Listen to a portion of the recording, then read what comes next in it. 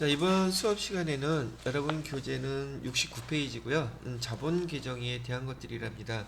우선 가장 기본적인 것들은 여기 자본 계정과 관련돼서 여러분들한테 회계 1급 과정도 하면서 여기 자본 계정부터 해서 자본 계정에 해당되는 각각의 계정들을 제가 하나씩 다 설명을 해드렸죠. 혹시 필요하시다 그러면 전산회계 우리 1급 배웠던 자본 계정에서 거기 내용 해당되는 거 한번 꼭 들어보시는 게 좋겠죠.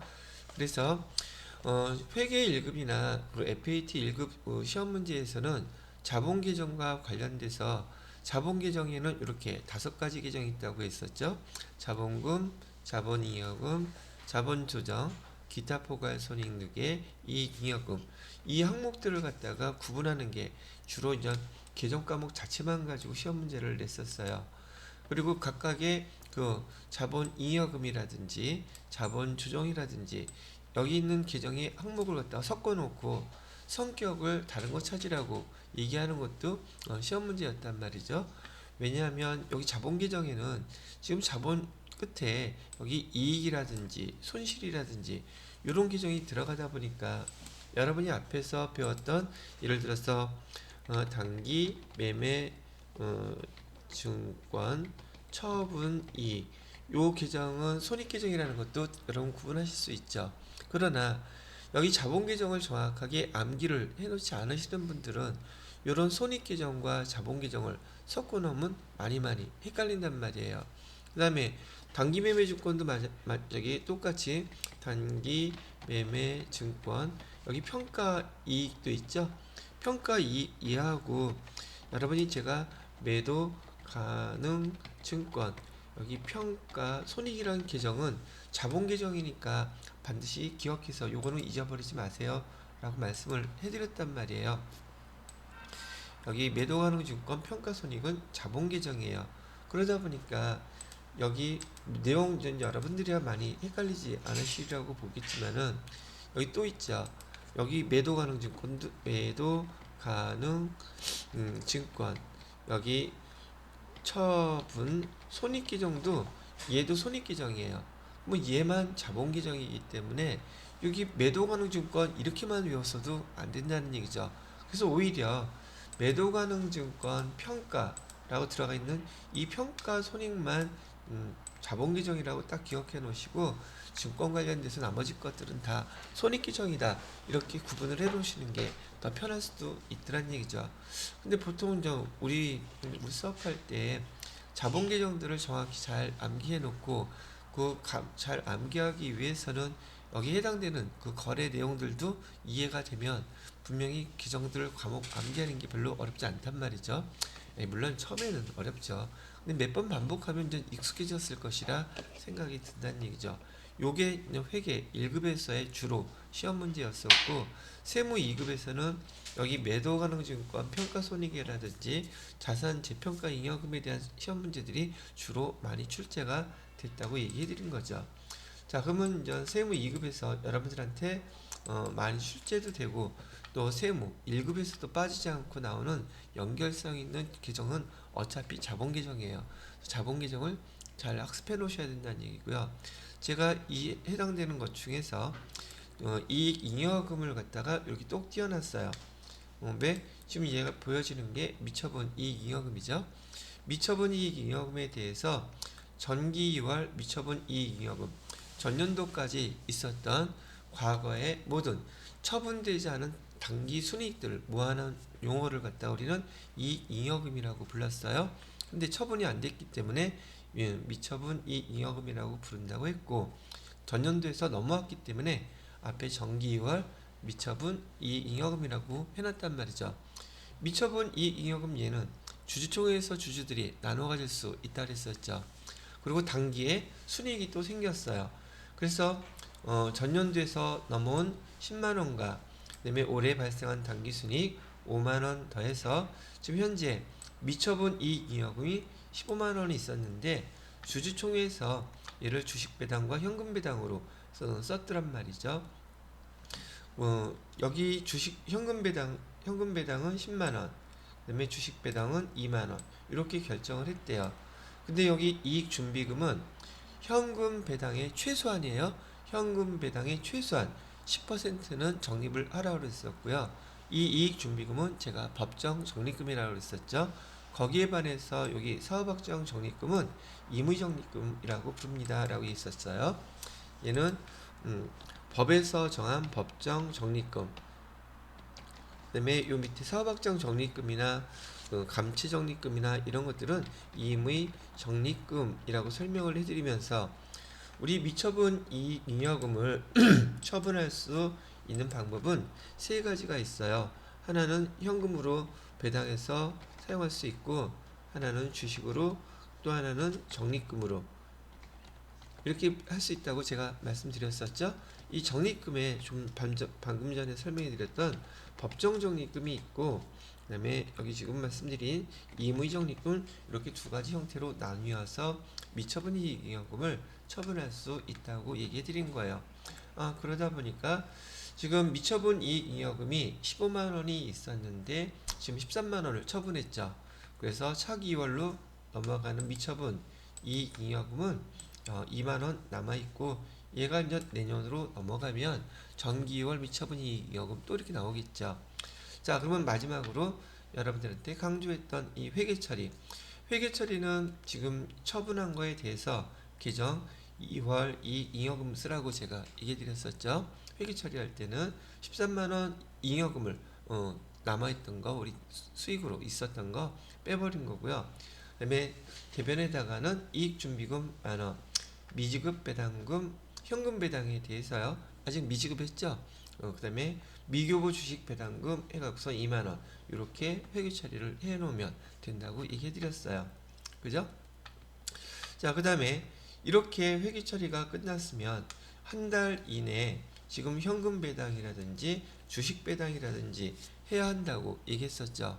그러면 여기서 우리가 현금 배당에 해당되는 여기 미지급 배당금을 이렇게 대변으로 빼주고서 뭐 현금으로 다 지급했다고 가정하자고요. 현금 배당은 현금으로 지급하면 되잖아요. 그죠? 두 번째, 미교부 주식 배당금이요. 미교부 주식 배당금은 주식을 발행해야 된다고 얘기했었죠.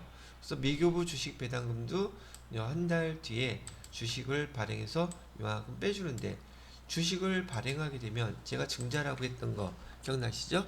주식을 발행한다는 것은 주식회사 입장에서는 증자란 말은 자본금이 증가한다는 말이니까 대변에다가 자본금 써주셔야 됩니다 라고 얘기를 했었죠. 됐죠? 자, 전반적인 거 지난번에 회계 1급 때 설명해 드렸던 걸 간단 요약해 드렸었고요. 그 다음에 이론에 대한 거 마지막 파트에 정리해야 될 것도 마무리하고서 자본계획 마무리 짓도록 하겠습니다. 자, 잠깐 쉬었다가 하겠습니다.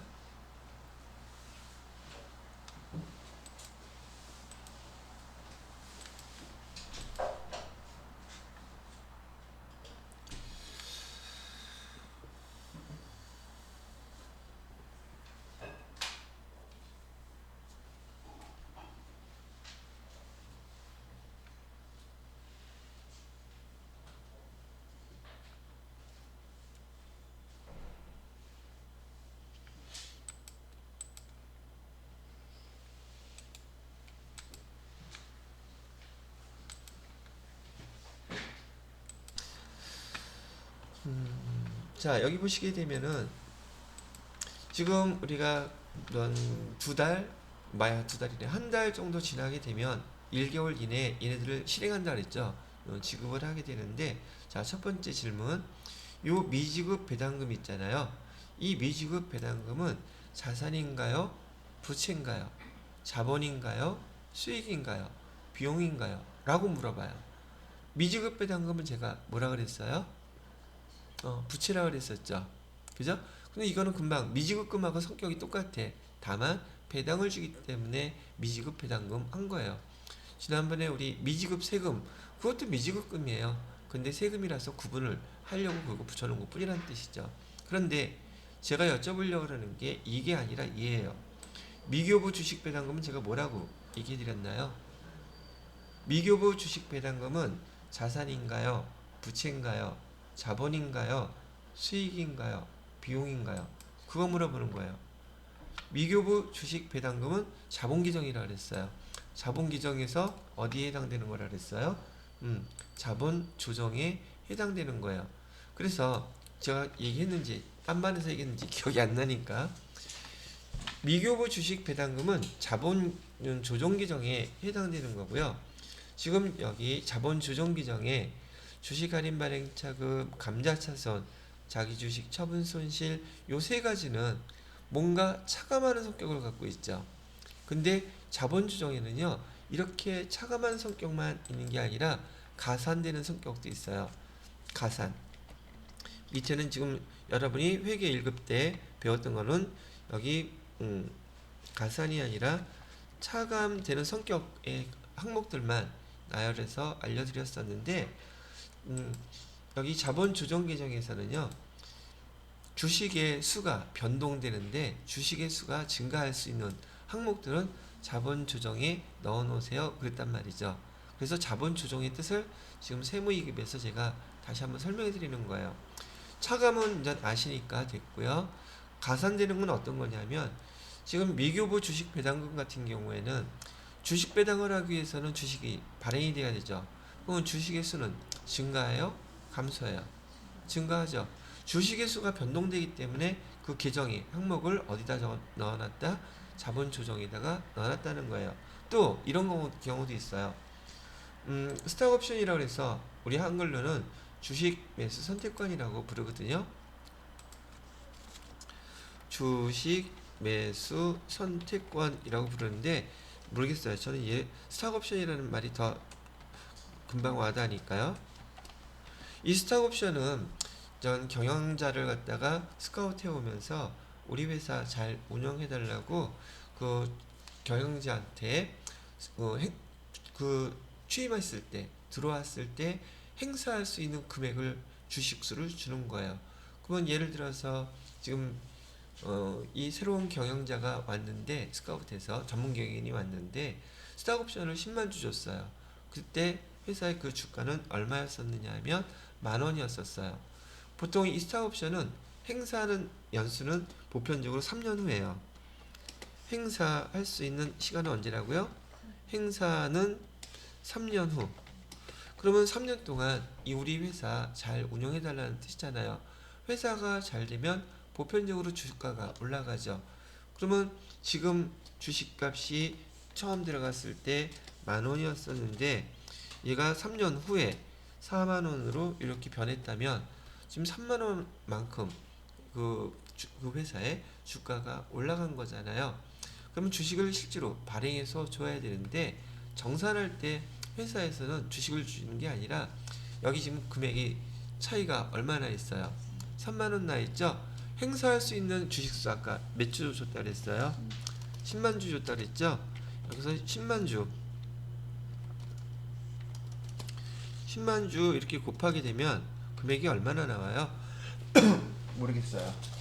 대충 쓸겨봐. 그러면 3만원 곱하기 10만 주 하니까 30억 나오네요. 그러면 이 경영자는 3년 동안 자기가 회사 열심히 잘 운영해서 여기 주가가 이렇게 많이 올라갔고 수익도 많이 나게 해줬고 그러면 그 대가로 내가 10만 주 지금 주식을 행사하겠다 그러면 10,000원에 내가 행사할 수 있는 거예요. 근데 지금 주식은 얼마짜리예요? 40,000원.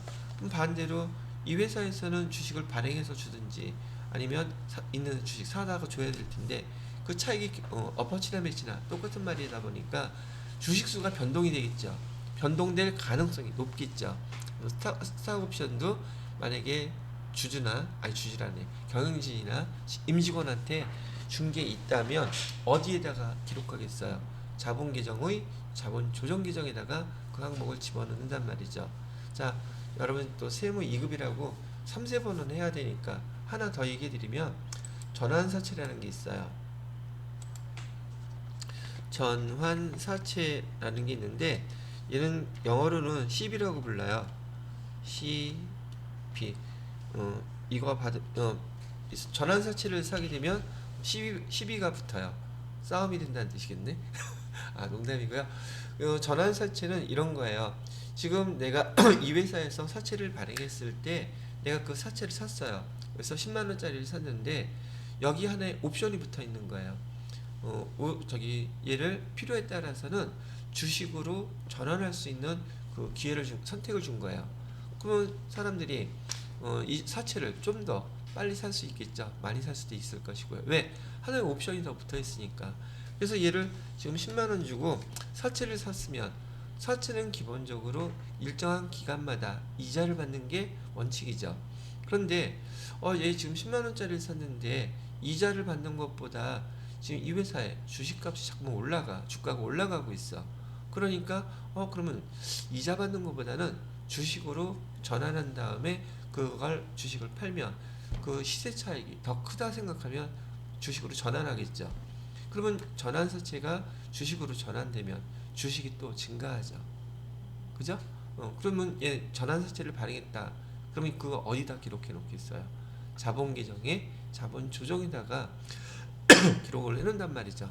그럼 자본조정의 성격을 이제 조금은 더 자세히 이해를 하셨으리라 봅니다. 그래서 여기 미교부 주식 배당금은 여기 자본조정의 자본조정 항목에 들어가는 자본계정이라는 거 알고 계셔야 되겠죠.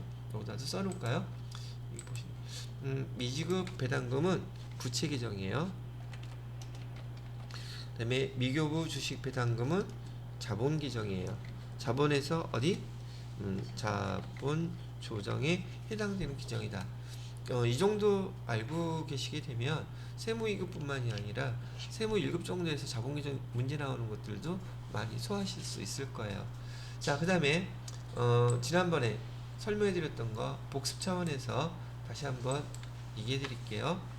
자, 미지급 배당금, 현금 배당을 하게 되면 현금 배당은 바로 여기 2월 이 잉여금 얘가 빠져나가는 거죠. 그죠? 그럼 여기 이 잉여금이 줄어드는 거잖아요. 왜? 지금 여기 이 잉여금 안에 지금 얘를 갖다 처분하는 것이죠. 거기에 지금 현금 배당이 있는 거예요. 그러면 현금 배당을 하게 되면 이 잉여금은 줄어들겠죠. 그럼 자본계정은요? 얘도 줄어들겠죠. 자본계정 안에 이익잉여금 여기 있잖아요.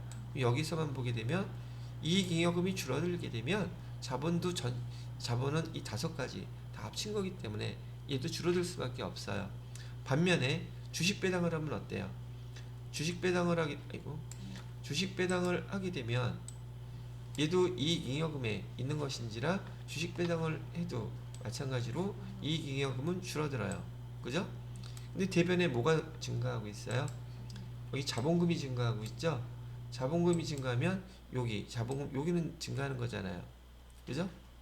그러면 자본계정은 어떠냐고 물어본단 말이죠. 변화가 없다. 그래서 변화가 없다는 거 이렇게 변화 없음 똑같아요. 요걸 물어보는 게 이제 회계 자본계정에서의 말로 물어보는 이론 문제예요. 그래서 지난번에도 설명해 드릴 때 뭐라고 그랬냐면 현금 배당하면 자본은 줄어든다. 그 다음에 이익잉여금도 줄어든다.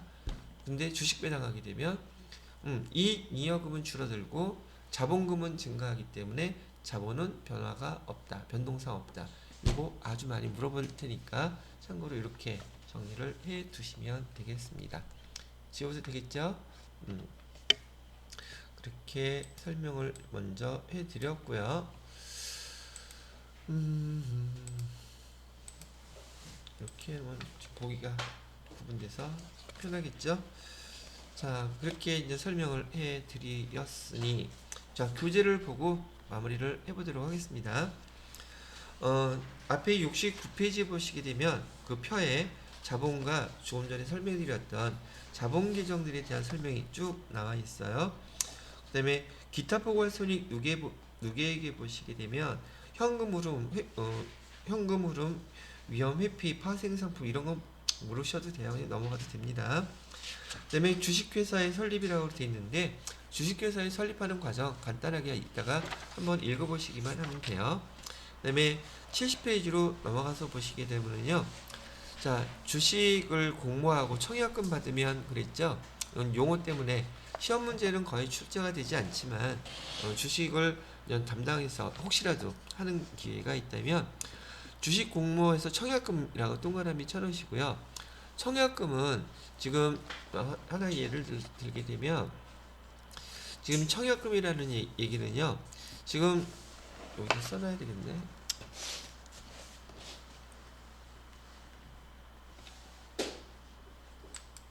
자, 지금 우리가 공모하는 주식이 한 주에 액면가액은 기본적으로 5,000원짜리이긴 하지만 얘를 갖다가 지금 여기 청약을 받게 되면은요. 지난번에 그 카카오 게임즈 같은 경우에 23,000 예를 들어서 500원에 저기 공모가 됐어요. 그럼 사람들이 23,500원을 갖다가 한 주당 사겠다고 청약을 한 거예요. 그럼 청약했다고 그걸 다 살 수 있느냐? 다 못 산다 그랬죠. 사뭇 뭐하고 똑같으냐면 아파트 청약하면 아파트 다 저기 배당돼요? 아니죠. 경쟁률이라는 게 있잖아요. 그래서 지난번에 카카오 게임즈 같은 경우에는 1억 원어치 저기 해야지 뭐 100주 뭐 10주 받을까 말까 한다 그랬잖아. 경쟁률이 높단 말이에요. 근데 이를 갖다가 한 주라고 가정을 해볼게요. 지금 한 주를 청약을 했어요. 그러면 지금 아직 배정은 안 됐지만 여기 23,500원 무조건 그 통장으로 보내줘야지 돼요. 그러면 한 주 했으니까 23,500원 보냈겠죠.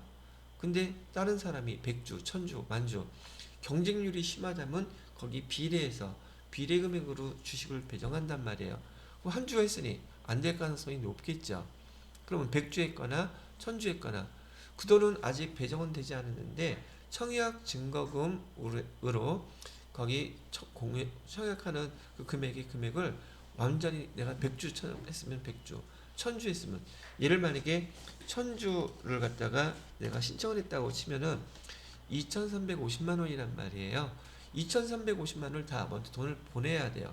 근데 1000주를 신청했더니 몇 주가 배당이 됐느냐면 10주가 배당이 됐어요. 10주가 배당했으면은 아까 봐요. 2350만 원 보냈거든요. 근데 10주가 지금 배정이 됐어요. 10주면은 얼마예요? 23만 5천 원 되겠죠? 23만 5천 원만 내가 주식 받은 거예요. 그럼 이거는 그 회사가 가져가면 되겠죠.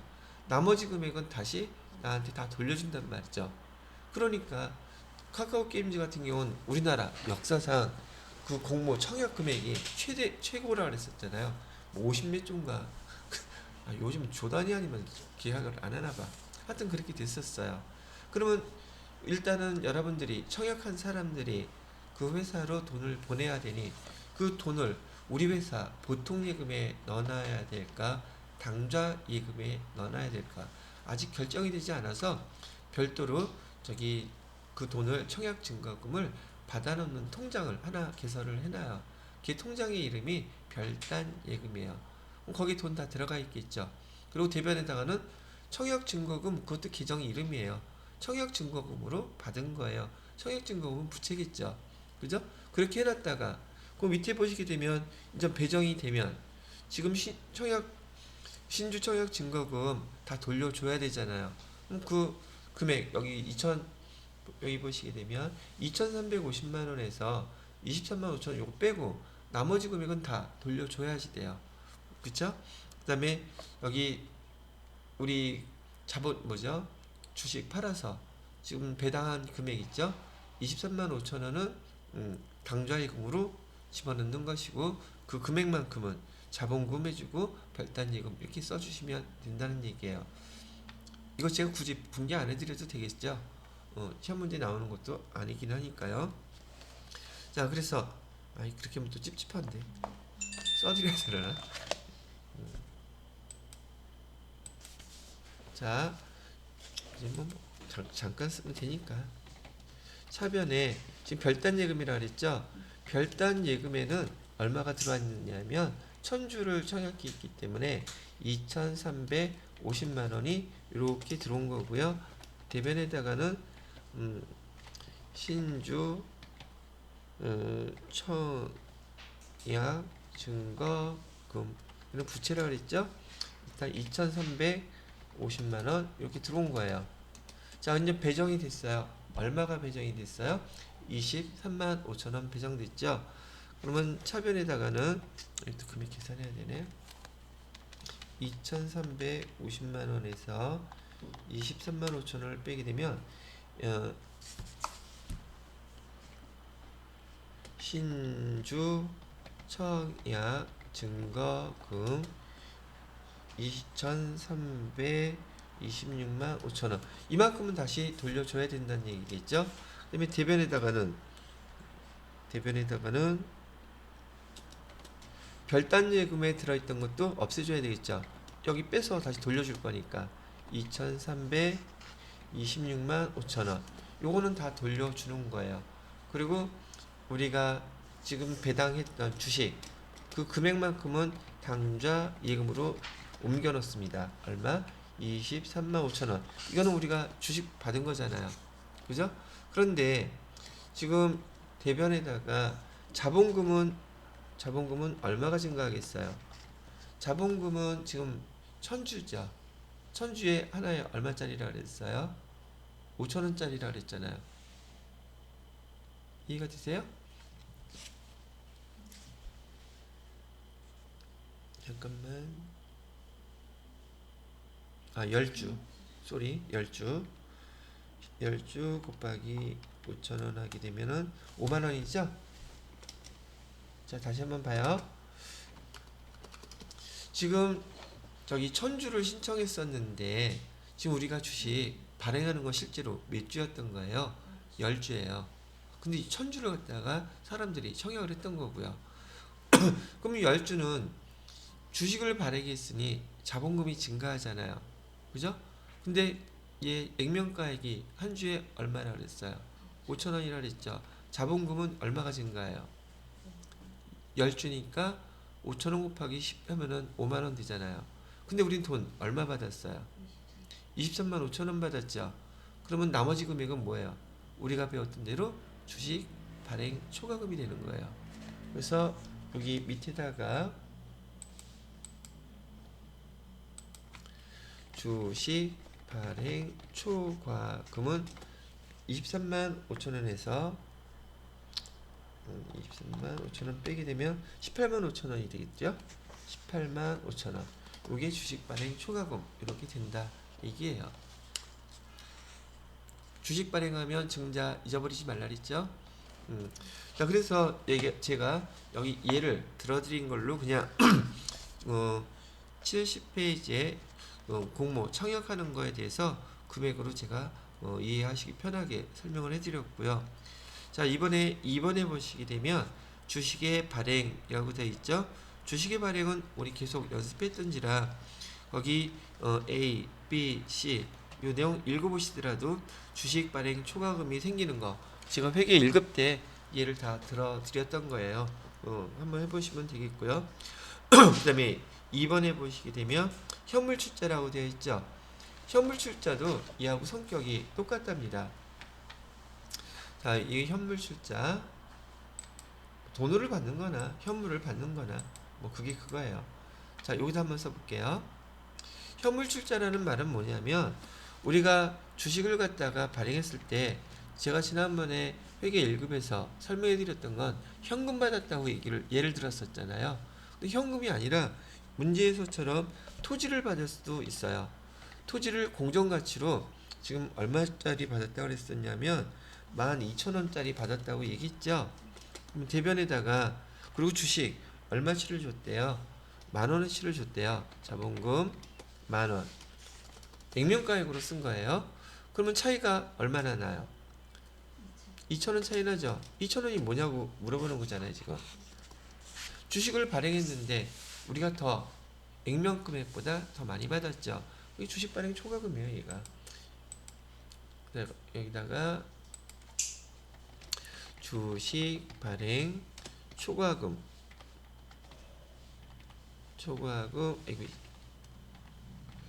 쓰시면 되겠고요. 지난번에 제가 주식의 발행에 대해서 여기다가 토지 대신에 이 현금 받았다고 썼던 것밖에 차이가 없잖아요. 그죠? 그래서 이렇게 현물 출자를 하더라도 출자의 의미가 자본금이 증가한다는 뜻이라고 얘기했던 거라는 얘기죠. 그렇게 이해하시면 돼요. 그 다음에 여기 주식을 발행할 때 비용이 발생하게 되면 여기 주식 발행 초과금을 줄여주든지, 만약에 주식 할인 발행 차금이라면 할인 발행 차금에다가는 더해주고 그렇게 계산해야지, 별도로 주식 발행하면서 비용 들어갔다고 수수료 비용 이런 거 나타나면 안 된다 그랬었죠. 그 얘기 설명하고 있는 거예요. 그 다음에 그 자본잉여금, 자본잉여금에 대해서 유상증자와 무상증자라고 되어 있었는데, 주식을 발행하면서 액면 금액보다 싸게 발행하건 비싸게 발행하건 얘는 돈을 받고 주식을 발행하는 거죠. 이런 경우를 유상증자라고 했었고요. 그 다음에 아까 주식 배당 했었죠. 주식 배당을 하게 되면 상대 그 주식을 받는 주주들은 돈 들어가는 거 아무것도 없이 주식을 받았죠. 이런 걸 무상증자라고 부릅니다. 그렇게 보시면 되겠고요. 거기 자본에는 우선주 자본금과 보통주 자본금 뭐 이런 게 구분되어 있다고 하는데, 일단 여러분들은 우선주에 대한 건 다루지 않습니다. 그냥 여러분이 다루는 주식은 다 보통주, 의결권이 있는 보통주만 다룬다, 이렇게 생각하시면 되겠습니다. 그다음에 밑에 보시면 유상감자하고 무상감자. 유상감자는 지난번에 감자 차이, 감자 차손 설명해 드렸었고요. 여기 무상이라고 얘기하는 건 감자라고 얘기하면, 거기 다음 72페이지에 보시게 되면 거기 72페이지에 거기 자본금 두 번째 거예요. 자본금이 지금 감소되고 있죠. 근데 대변에는 뭐가 가 있어요? 2월 결손금이라는 게 가 있죠. 자, 봐봐요. 우리가 단기 순이익이 생기면 이 잉여금이라고 불렀고요.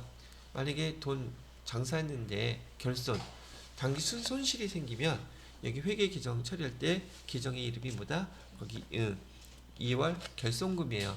이 잉여금에 대한 거기 반대 2월 결손금 해놓고서는 자본금을 10만원 빼고 결손금 7만원 하니까 감자 차이. 자본금이라는 계정 자체가 차변에가 있으면은 얘는 감자죠. 감자하고 차익이 이런 경우에 생길 수도 있습니다 라고 설명을 하고 있는 것이랍니다. 자, 그 다음에 디귿, 리을. 디귿에는 주식 발행 초과금, 그 다음에 자기 주식 처분이, 이것도 여러 번 해봤던 거라서 별반 어렵지는 않으실 거라고 보고요.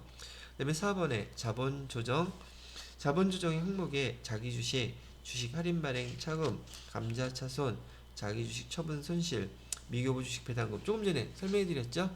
미교부 주식 배당금이 자본 조정 규정에 들어가 있는 거 체크해 놓으시고요. 세무 2급에서 여러분들한테 자본 규정에 대한 걸 좀 더 자세히 설명을 하고 있습니다. 그 다음에 거기 74페이지 보시게 되면 신주 청약 증거금도 제가 아까 말 잘못했네요. 신주 청약 증거금도 자본 조정에 해당되는 금액이에요. 이유는 얘도 신주 청약하게 되면 발행해 줘야 되죠.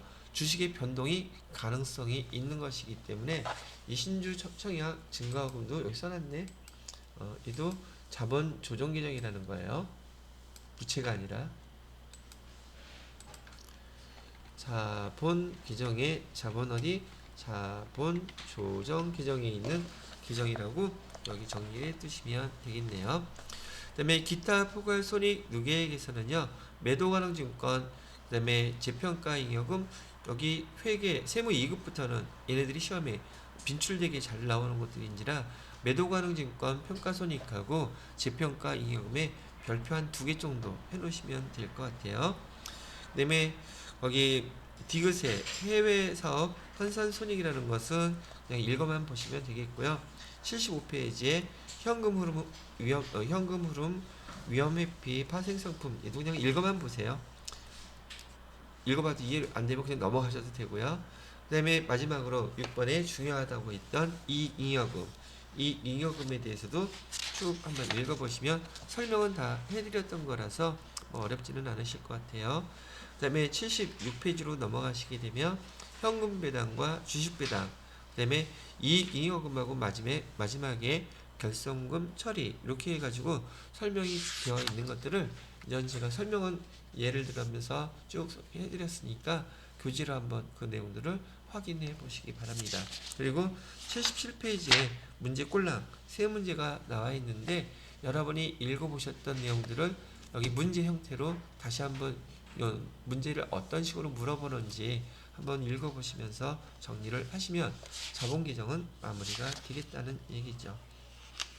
자, 여기 남은 시간 잠깐 한 10분 정도 남았는데 읽어보시고 다음 시간에는 여러분 잘 알고 계시는 78페이지에 수익과 비용의 기정에 대한 것들 한번 정리만 하고 바로 넘어가 보도록 하겠습니다. 그리고 83페이지에 보면 회계 변경, 오류 수정 나와 있죠. 아마 다음 시간에는 여기까지 거의 다 끝날 것 같으네요. 자, 그럼 남은 한 10분 동안 교재 자본 개정에 대한 거 천천히 설명 들은 걸로 한번 이해를 해보세요. 혹시나 이해가 안 되거나 궁금한 거 있으면 저한테 질문하면 그 파트에 대해서 제가 다시 추가로 설명을 해드리도록 하겠습니다. 자, 요건 지울게요.